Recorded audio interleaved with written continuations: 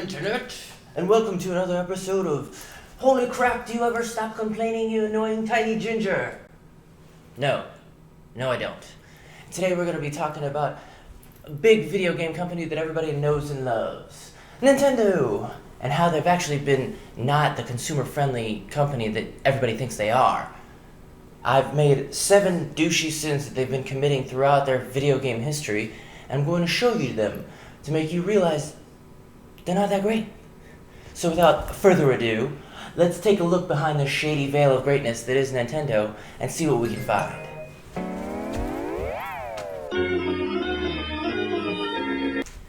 Number one sin Nintendo does is requirements. Certain things require certain other things in order to work, which is really annoying. They started this originally with the N64. Back when that originally came out, there was this expansion pack that you needed in order for you to be able to play some of their best games on the console, like Majora's Mask, Donkey Kong 64, and Perfect Dark. And they've been doing this for years. They did it with the Wii, where there's certain games that have to have the nunchuck, and the console doesn't come with it. You have to buy it in order for you to be able to play it. The new 3DS was required to play certain 3DS games, and they didn't tell people that until the console was already out, which was really confusing because it's like, this is called the 3DS, this one's called the new 3DS, but I need the new one to play these games, like Xenoblade Chronicles and a bunch of other games. Well, not a bunch, there was a few, but either way. And then the worst one of all of them was the Wii U. The Wii U required the Wii U tablet in order for you to play almost every game. Also, you couldn't even change the settings without that fucking tablet. So God forbid that thing breaks and you need to get it repaired, because Nintendo's the only people that sell it, and it was ridiculously hard to find. Not to mention, it was like $120 for another controller, which is absurd. It's a lot of fucking money for a controller. Ugh. Okay. Number 2 thing that we're going to talk about is problem solving. Wait, problem solving? How's that a bad thing? Future me, how's problem solving a bad thing? You wrote the script. Just look at the script, stupid. Oh yeah. They solve problems like Jimmy Neutron solves problems. They create the problem and then solve it themselves, and then everybody thinks they're a hero. If I was in Jimmy Neutron's world, I'd be the one guy in the background being like, hey, he wouldn't have needed to starch all of our pants had he just put his fucking pants away like everybody else. It's the same thing with Nintendo, except for they sell you the solution. Like, oh, you want to have your Machoke evolve into a Machamp? Cool. Buy this cable or else it's never going to happen. Oh, you want to play Smash with a GameCube controller? Well, if you're playing on a Wii U or a Switch, you have to buy this adapter that's really hard to find, and we're the only ones that make the really good one. And I know there's some people that are like, psh, I use the Pro controller. Well, shouldn't you be coloring something in a coloring book so you can put it on your refrigerator? Come back to me when you've realized that the GameCube is one true savior of all of us. And seriously, if there's anybody that uses a Wiimote that you know of, please call the cops on them because they're evil. Anyway, the Nintendo 3DS comes out, no AC adapter. And guess what? If you try and buy an off-brand one that's cheaper, your warranty is voided. Haha. And I'm not even joking. They literally said this, and I quote, the Nintendo 3DS uses the same charger as the 3DS system and the original DSi. So instead of charging the customers for a component they may already have, we gave them the option to not have to buy one. What the fuck? That is, or you need that one in order to play certain games. So yeah, there's gonna be some new people buying the system. The fact that I have to fucking buy another goddamn AC adapter in order for this thing to work, it's really fucking shitty. Like, I buy new phones every year, and they all use the same cable. But if I bought a new phone this year, and it didn't come with a charger, I'd be fucking pissed. Number 3 thing we're talking about is duplicate games. And Nintendo's been doing this for years, and I don't think any other game company can get away with it. Like, imagine if Jak and Daxter were 2 separate games that had very little differences between the two of each other, but you had to get both of them in order to get the full picture of the game, the story, and everything. People would riot in the fucking streets. But Nintendo can totally get away with it, and everybody just turns a blind eye. And it's not just Pokemon that they do this with. They did it with Yokai Watch, where the literal difference between the two is you can just get some extra characters in both. They did it with Fire Emblem Fates, in which it's like 2 stories, but they go together with each other, and there's a DLC that you have to buy in order for them to actually make sense. And then there's Zelda Oracle of Ages and Oracle of Seasons, which yet again, it's 2 different stories, but you have to play both of them in order for you to get the full picture. And yeah, okay, it's 2 different stories, so they're kind of different. But in actuality, they could have put the 2 games together and just let you fucking choose, giving the games replay value, but instead they make you buy the games fucking twice. And with Pokemon, they take full advantage of the completionists and the people that really want to just collect all of the Pokemon, and it's fucking infuriating. Like, I have to buy the game 2 times in order for me to catch all these Pokemon? That's stupid. And yeah, you could trade with your friends and everything like that, but then Nintendo's subconsciously making you peer pressure your friends into buying the game so you can collect everything. And granted, they may not be as bad as some other companies.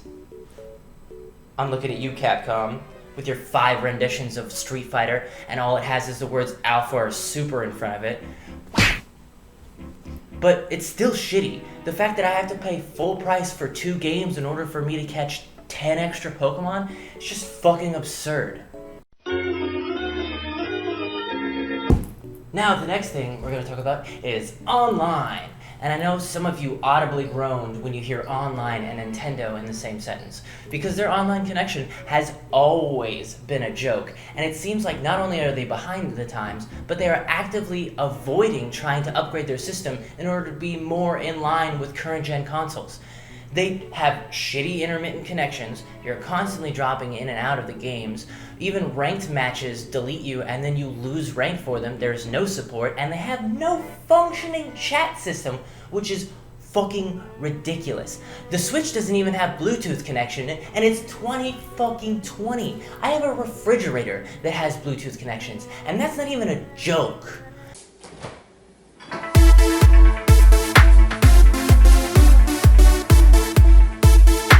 Also, Nintendo sells a dongle that allows your Switch to have Bluetooth connection, which falls right into the problem-solving category again. Yay, Nintendo! And now, with the new Nintendo Switch, they've added this new $20 a year subscription service in order for you to play online, which, yeah, it's cheaper than anybody else's. But the problem is that they haven't changed how the system works since the fucking Wii. It's literally still peer-to-peer connection, so it's like you're paying for something that used to be free, which is fucking absurd. Also, why are we still using codes? Why can't I just fucking look someone up? They've been doing that since the Xbox and the PS2, but Nintendo's like, nah, you gotta memorize this like 12-digit code and then also do a hand gesture in order to add a friend. It's fucking ridiculous. Just let me type their fucking name in and be done with it. Nintendo is the video game industry's Disney, and by that I mean they are constantly, and I mean constantly, on the attack for people that are doing copyright infringement.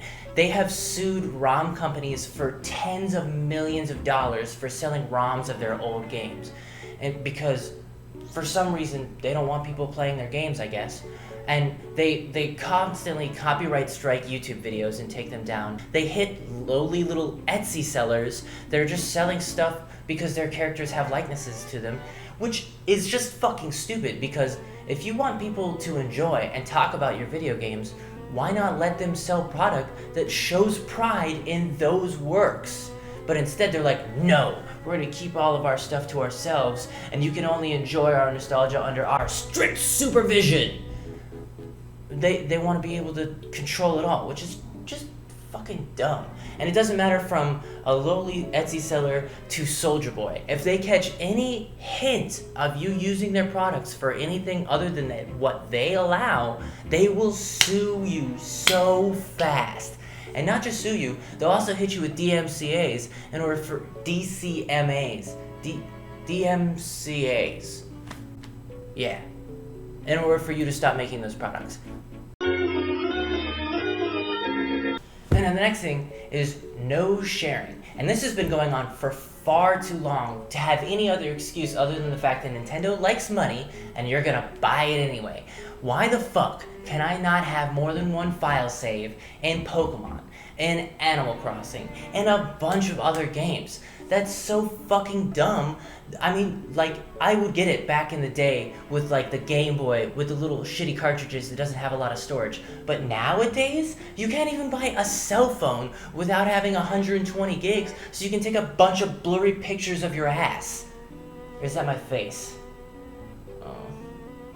Either way, and this is a huge detriment to company or families with multiple kids. Like, now they have to buy the game multiple times because if Jimmy starts on Timmy's little game, it deletes their entire file, which is fucking dumb. And yeah, okay, you can buy a digital copy of the game and then share it between the consoles in the household. But the problem is that one console has to be set up as the main and the rest have to be set up as the others. The others cannot play those digital games without being connected to the internet at all times.